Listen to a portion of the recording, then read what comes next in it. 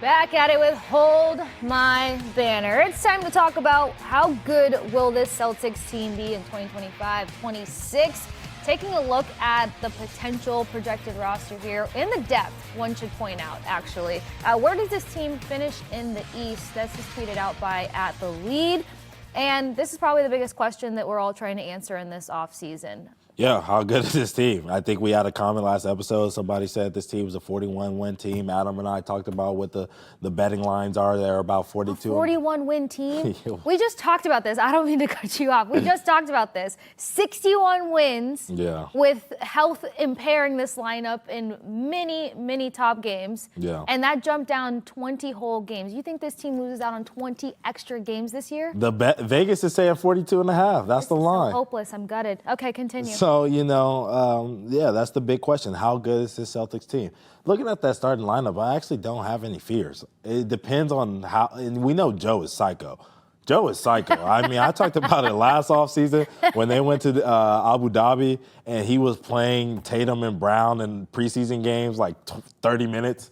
And I'm like, yo, you just won the chip. Relax. Derek White, Drew Holiday, Tatum just played USA basketball, Olympic basketball this summer. Like, relax, Joe. If they don't match his energy, everything has to match his high energy. Right, he's a psycho. So if Jaylen Brown says he's good, he probably will play on 44 minutes in the first game, So I'm looking at it and I'm saying, when you're looking at the starting lineup, which they probably will lean more into their starting lineup, especially going into the trade deadline, because they're going to say, hey, Joe, we're probably going to trade Anthony. We're probably going to trade Niang. So run them into the ground, basically. You can look at a team that's at the deadline that's at a 4 seed. You know what I mean? Or at a 5 seed. I do think it's fair. I have the Celtics around a 45-win team next year, which last year that would put them around where I have them, like a 6 seed, a 5 seed. Okay. So, I think this Boston Celtics team is a little better than people are giving them credit for. I mean, just a little bit. I was taking back there what you said. I don't trust betting lines either, but that's a conversation for another day.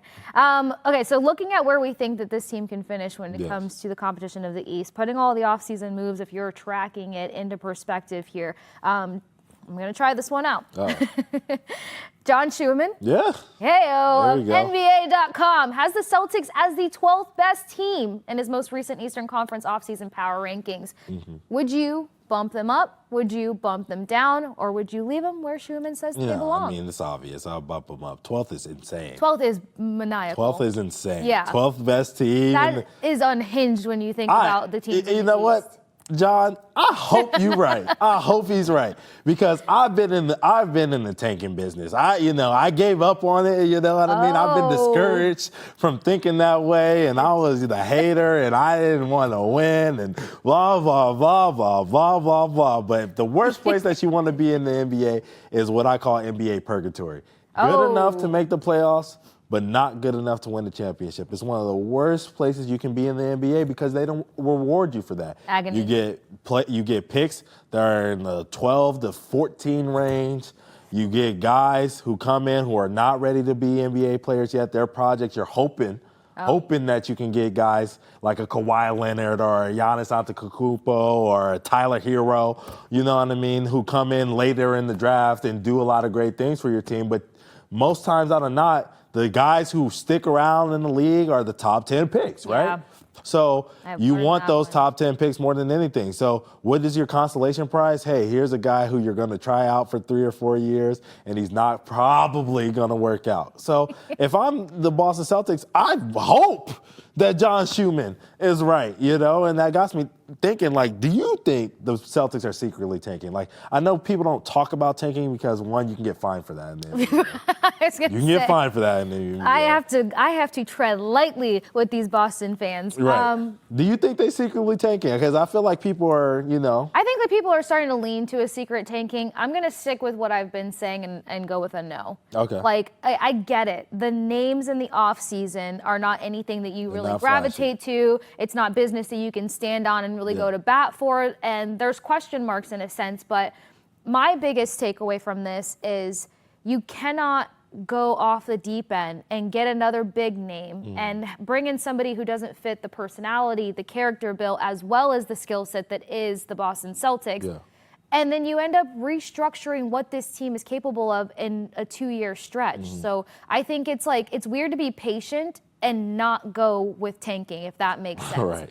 I think that you fulfill a slot of adding somebody that can put up 20-plus points. You've got enough guys that are defensively stout on this team. Yeah. We're all trying to trust Jaylen Brown to take that next step, and he's shown you that he wants to do it. Yeah.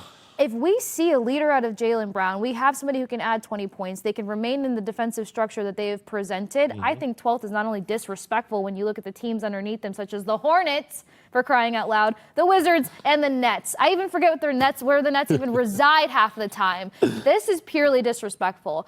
I take Steven seriously when he says that they can remain competitive because we've seen some teams really creep into the mix. We saw a number of upsets when it came to positioning themselves for the postseason throughout this entire year. Right. The Boston Celtics are the freaking Boston Celtics, for crying out loud. So I don't think tank. I think that they're doing just enough to say we're not going to put mistrust in Jayson Tatum's return. We're not going to disrespect Jaylen Brown and what he needs to do. And the young guys who have systematically been working out in Maine, who need to get those reps or take that next step, or we're tired of just kind of having them hop off the bench. Like, it's time to see where they're at. Right. I think that's where this team is, not tanking. And the thing about all of this, you know, the rankings and all this other stuff, you talk about the teams. I'm looking at the list right here in front of me, but the Wizards, the Nets, the Hornets, I think the Toronto Raptors are above them. The Bulls Like, what are we talking about here? All of those teams are hoping to have an all-star.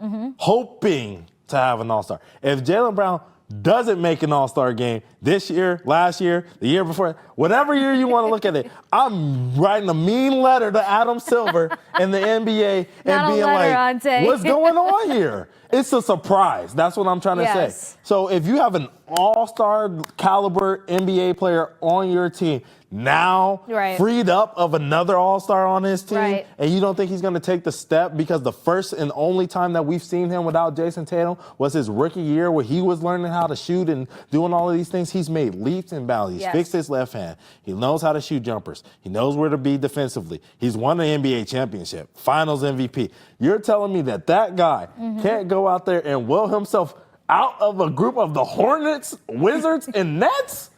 Get out of here. It's disrespectful. It's disrespectful. And then we're also not paying attention to the few games where there was no Jayson Tatum in the postseason where, I'm sorry, in my personal opinion, the Celtics only mattered in that moment because of what Jaylen Brown did. And this is me being a spectator from the outside looking in, living in a completely different state, and I'm fully aware of how he stepped up. So knowing the expectations, acclimatizing, crisping his game, polishing up his game on the things that people have spoke negatively against, you've got to put some trust in the man. So I think that going towards any sort of tank is just crazy because, like I've mentioned 500 million times, if you go get a big name, you're saying that you don't trust how Jayson Tatum is going to bounce back into everything.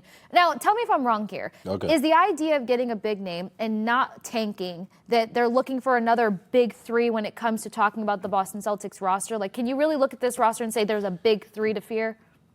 In general, like when Tatum comes back? When Tatum comes back, yes. Yeah, there's a big three to fear. Shoot, there's a big four to fear.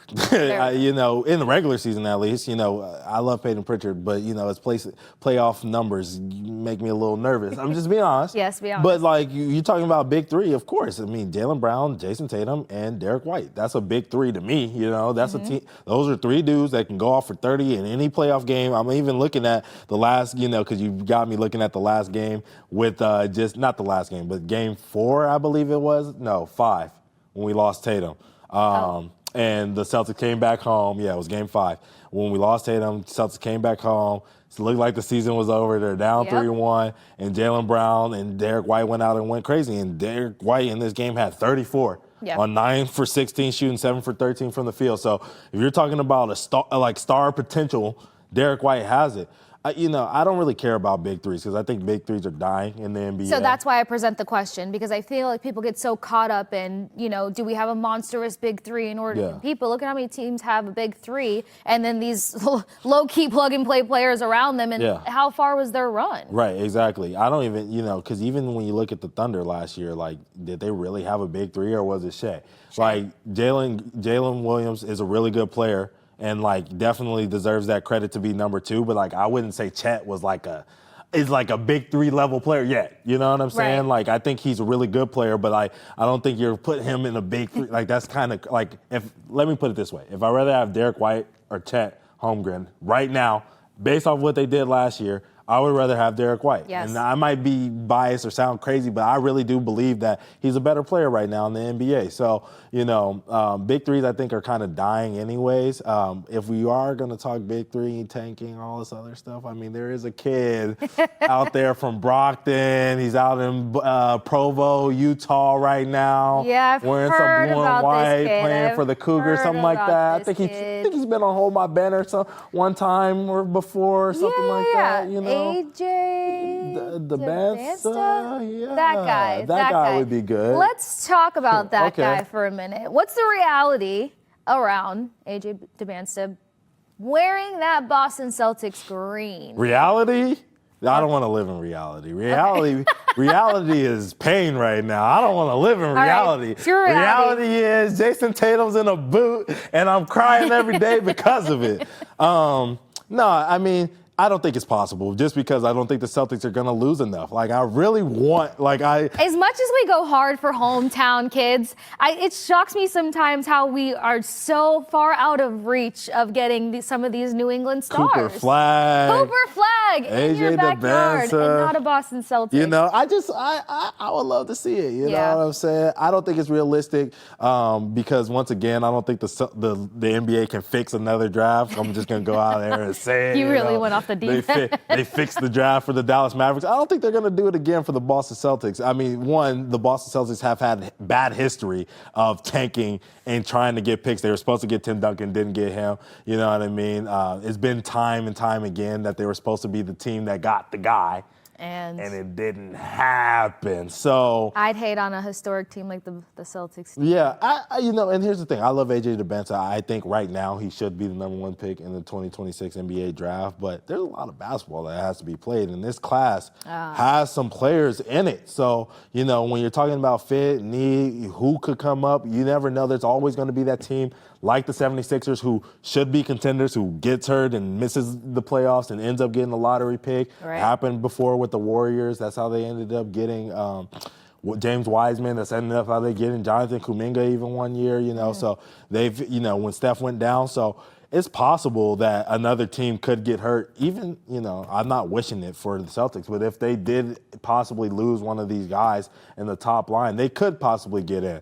But I'm assuming that this team is going to stay healthy, and that with that assumption, I don't think they're going to be bad enough to go and get an AJ Dybantsa, even if he is a top 3 pick and not a top 1 like I think he should be. All right, 2-tier question before we move on. Yeah. One, we were talking about how good can the Celtics team be moving into the season. Yes. So what's your realistic take on how good they can be? And then actually, before you touch on that, is next year's draft class shaping up to be better than this year's draft class? Definitely. Yeah. Okay. Before we even, you're going to have to remind me of the second question because you got me all thinking I will. about. I threw you for a loop with that one. But this upcoming draft class is definitely better than the draft class that we just had. I think that at the top, we had Cooper Flag. I think that AJ has some things to work on. We're going to have to see what he looks like in college. But, as potential goes, I think his ceiling is higher than a Cooper Flag. Okay. And then when you talk about the guys like a Darren Peterson, like a Boozer, those guys, I think are better than the 2 and 3 spots that we had in this year's draft. And then just the sustainability after that, I think there's some stars later on in the draft. That'll really pop off. Okay, I had to present that question because in the category of talking tank or don't tank, I mean, why do teams want to tank? Because those top 10 prospects have to look sharp and very, very NBA ready. Right. With that said, how will the Boston Celtics look next year? Are they a winnable team? Can they supersede 42 wins? Yeah. I still can't really wrap my brain Right. on that. It's rude. I do. I think 42 is the floor, in my opinion. Healthy. Things can happen, but this team healthy, everybody healthy, whatever. We lacing them up, we all healthy. This team is better than a 42-win team.